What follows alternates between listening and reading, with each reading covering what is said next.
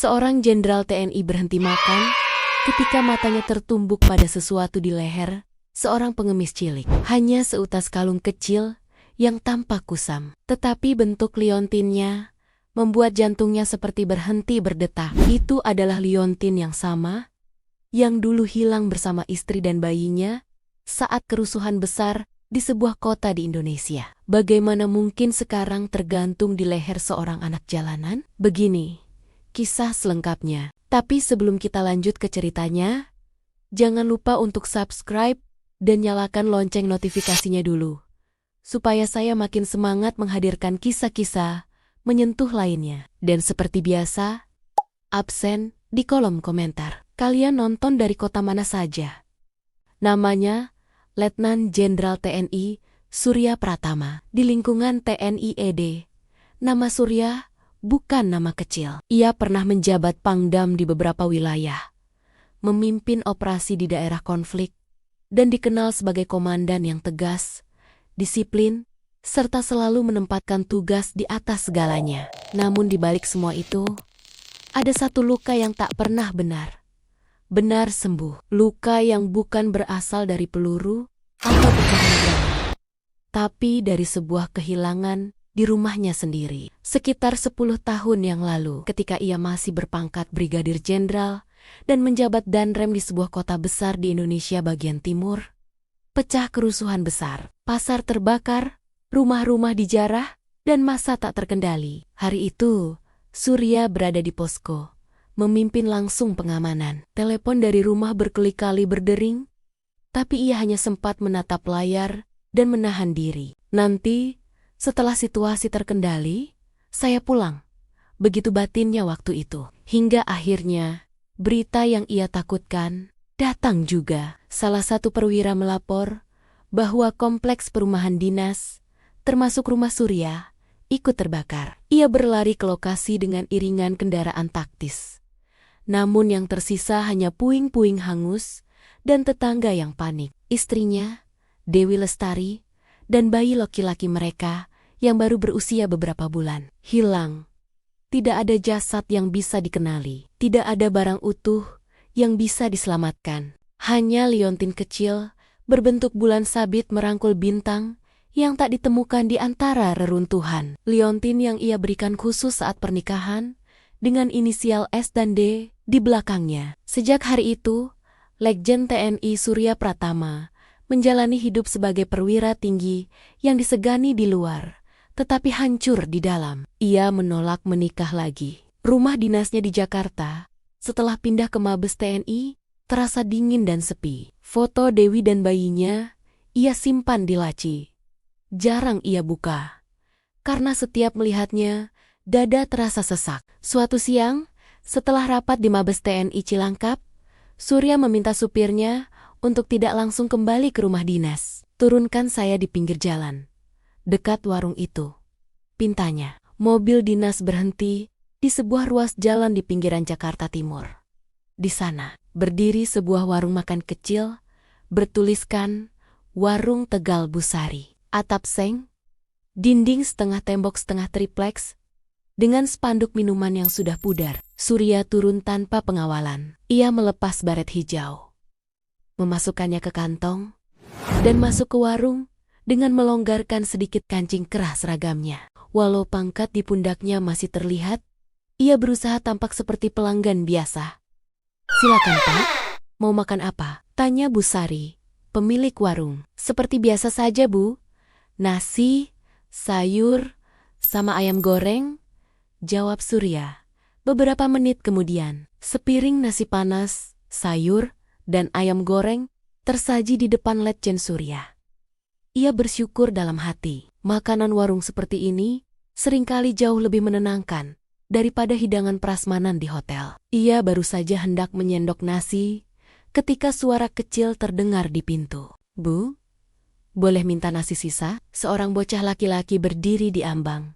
Tubuhnya kurus, rambut berantakan. Pakaian yang ia kenakan hanyalah kaos lusuh dan celana pendek sobek di lutut. Di punggungnya tergantung karung kecil berisi botol bekas. Wajahnya kotor, namun di lehernya menggantung seutas kalung tipis dengan liontin kecil yang bentuknya sangat familiar. Busari langsung refleks marah.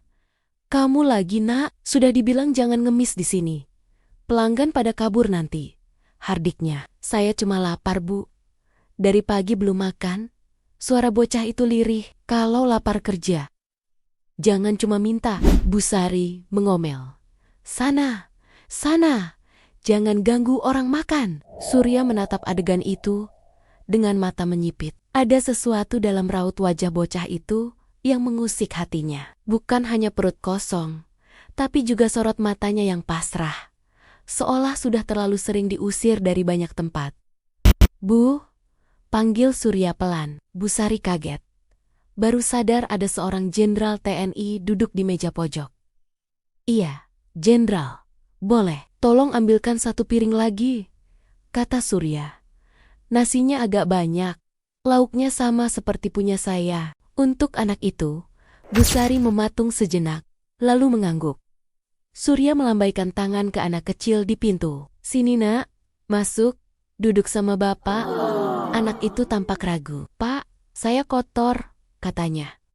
Surya tersenyum tipis. "Dulu waktu ayah kamu ini masih kopral di perbatasan, lebih kotor dari kamu, Nak. Ayo, duduk." Lapar itu tidak bisa menunggu. Anak itu melangkah perlahan, duduk di kursi di depan Surya. Beberapa pelanggan lain memperhatikan dengan pandangan campur aduk, ada yang iba, ada yang sinis. Tak lama kemudian, sepiring nasi dan lauk diletakkan di depan bocah itu. Tanpa menunggu, ia langsung makan dengan lahap, namun tetap sopan. Dan di saat ia menunduk itulah, liontin di lehernya bergoyang keluar dari balik kerah kaos. Liontin logam kecil, berbentuk bulan sabit yang memeluk bintang, sendok di tangan Surya, berhenti. "Itu tidak mungkin." Ia mencondongkan tubuh sedikit, mencoba melihat lebih jelas. Ya, bentuknya sama persis. Dan ketika liontin itu berbalik sebentar, Surya melihat kilatan kecil di bagian belakangnya, 2 huruf tergores rapi, S dan D. S dan D. Surya dan Dewi. Dada legend Surya berdesir hebat. Udara di warung mendadak terasa berat. "Dek," panggilnya pelan. "Kalung yang kamu pakai itu dari mana?" Bocah itu spontan memegang liontinnya, seolah melindungi. Ini, kata orang, peninggalan ibu saya." "Pak, saya nggak pernah lepasin. Soalnya cuma ini satunya barang saya." "Ibumu siapa namanya?" tanya Surya. Berusaha menjaga suaranya tetap tenang, meski hatinya bergemuruh. Anak itu mengerutkan kening, mencoba mengingat. "Nggak tahu, Pak. Saya nggak ingat. Yang saya ingat cuma waktu kecil saya digendong seorang perempuan. Bau asap, orang lari. Habis itu, saya sudah sama orang lain." "Orang lain?" Surya menyambar. "Iya, dipanggilnya bos. Dia yang bawa saya dan anak lain. Katanya kalau mau makan, kami harus cari uang di jalan." Surya mengepalkan tangan di bawah meja. Nama Dewi keluar pelan dari bibirnya, nyaris tak terdengar. Jika liontin ini benar liontin istrinya, dan jika waktu kejadian cocok, maka sangat mungkin bocah ini adalah bayi yang dulu hilang. Namun, Surya menahan diri. Ia adalah seorang perwira tinggi yang terbiasa berpikir dengan data, bukan hanya perasaan. Ia butuh bukti. Namun di sisi lain, sebagai seorang suami dan ayah yang kehilangan, ia nyaris tak kuasa membendung harapan. "Namamu siapa?" tanya Surya. "Raka, Pak," jawabnya. "Tapi orang-orang di jalan suka panggil saya Raka Jalanan atau anak botol." Surya tersenyum getir. Nama yang dulu ia dan Dewi siapkan untuk bayi mereka adalah Raksa Pratama. Raka, namun ia tidak langsung mengungkap hal itu. "Nak Raka," katanya pelan, "kalau selesai makan, kamu mau antar Bapak ke tempat kamu biasa kumpul sama teman-temanmu?" Raka menatapnya ragu. "Bapak bukan polisi kan? Nanti bos marah kalau Bapak laporin." Surya menggeleng. "Bapak bukan mau lapor untuk kamu. Bapak mau lapor untuk orang yang paksa kalian kerja di jalan." Sore itu juga, Letjen TNI Surya Pratama menghubungi Kapolres setempat dan seorang sahabat lamanya di Polda Metro Jaya. Tanpa banyak ribut, mereka membentuk tim gabungan kecil, Intel, polisi berseragam, dan beberapa prajurit dari Kodam Jaya. Informasi awal datang dari Raka dengan syarat keselamatannya dan anak lain dijamin. Malam hari, di sebuah gudang tua dekat rel kereta di pinggiran Jakarta, anak jalanan berkumpul. Mereka duduk di lantai, menunggu bos mereka datang mengambil setoran harian. Di kejauhan, beberapa kendaraan tanpa tanda berhenti dengan lampu dimatikan. Anggota tim menyebar mengambil posisi prioritas. Selamatkan anak-anak, tegas Surya. Kalau bisa, jangan sampai ada letusan senjata. Kita bukan masuk daerah operasi militer. Kita masuk sebagai manusia yang mau menjemput anaknya pulang. Begitu. Bos sindikat, seorang pria bertubuh besar dengan jaket kulit, masuk gudang dan mulai mengumpulkan uang dari tangan kecil anak-anak itu. Pintu depan dibuka paksa. Polisi, angkat tangan. Bos terkejut dan berusaha kabur lewat pintu belakang. Namun sudah menunggu 2 orang polisi dan 1 prajurit menahan dan memborgolnya di tempat. Anak-anak menjerit, beberapa berlari ke sudut. Sebagian lain hanya menangis. Surya masuk pelan-pelan, tidak meneriaki mereka. Ia melepas topinya, lalu berlutut di tengga-tengga bocah itu. Tenang, nak, kalian sekarang aman, katanya lembut. Tidak ada yang akan memukul kalian lagi. Satu persatu, sebutkan namamu ya. Di antara mereka, Raka berlari menghampiri Surya dan memeluknya erat. Malam itu, puluhan anak jalanan digiring keluar dari gudang.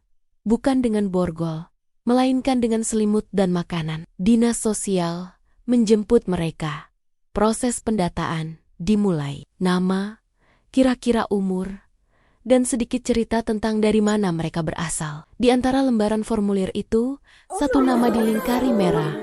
Raka. Beberapa hari kemudian, di sebuah ruangan khusus di RSPAD Gatot Subroto, Letjen Surya duduk berhadapan dengan seorang dokter forensik dari Puslap 4. Di meja, terdapat 2 tabung kecil. 1 berisi sampel darah Surya, 1-nya lagi milik Raka.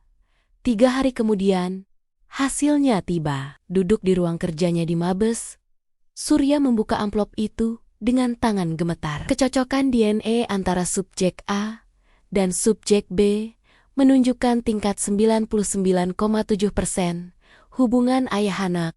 Demikian tertulis. Untuk pertama kalinya dalam karier militernya yang panjang, Letnan Jenderal TNI Surya Pratama tidak malu menangis di ruangan kerjanya sendiri. Beberapa minggu setelah semua proses hukum dan administratif berjalan, Raka resmi terdaftar di catatan sipil sebagai Raksa Pratama Surya. Di rumah dinas jenderal di kawasan Kalibata, suasana yang dulu dingin kini berubah pelan-pelan. Ada suara sandal anak berlari di koridor. Ada tawa kecil di ruang tamu saat Raka mencoba memakai baret ayahnya yang terlalu besar di kepala. Ada 2 piring di meja makan, bukan 1. Suatu pagi, Surya mengetuk pintu kamar. "Nak, sudah siap?" tanyanya. Raka muncul memakai seragam SD, baru berwarna putih merah. Wajahnya berseri-seri. "Siap, Ayah Jenderal," jawabnya dengan hormat, setengah bercanda. Itulah kisah seorang jenderal TNI Indonesia yang menangis ketika melihat pengemis cilik memakai kalung liontin milik istrinya yang sudah meninggal. Dan bagaimana pertemuan di sebuah warung Tegal sederhana itu mengubah 2 nyawa selamanya.